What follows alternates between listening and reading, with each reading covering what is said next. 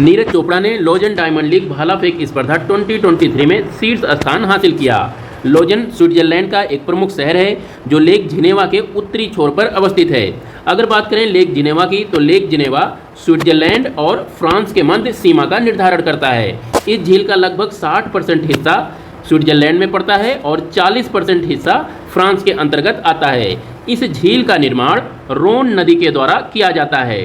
रोन नदी स्विट्जरलैंड के रोन ग्लेशियर से उद्गमित होती है और यह नदी लेक जिनेवा होते हुए अपने जल को भूमध्य सागर में प्रवाहित करती है। Celebrating resilience and healing hands theme के साथ 1 जुलाई को राष्ट्रीय चिकित्सक दिवस 2023 मनाया गया।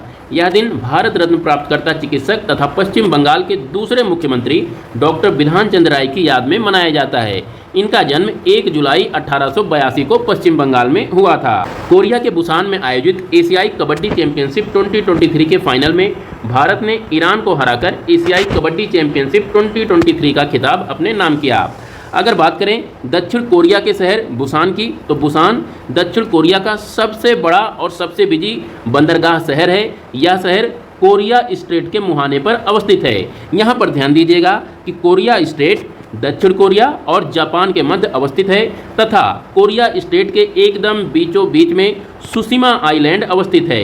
सुशिमा आइलैंड के दक्षिण में सुशिमा स्ट्रेट अवस्थित है तथा इन सारे स्ट्रेट्स को संयुक्त रूप से कोरिया स्ट्रेट के नाम से भी जाना जाता है। यहाँ आप मैप में भी एक बार फिर से देख सकते हैं इन चीज़ों को। यहाँ पर ये कोरिया है यानी दक्षिण कोरिया और ये है जापान। इनके बीच में ये जो आप आइलैंड देख रहे हैं इस आइलैंड को कहा जाता है सुशिमा आइलैंड।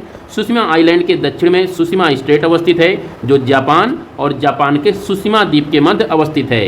इसके अतिरिक्त सुशिमा द्वीप के उत्तर में वेस्टर्न चैनल अवस्थित है। वेस्टर्न चैनल कोरिया और सुशिमा द्वीप के मध्य अवस्थित है।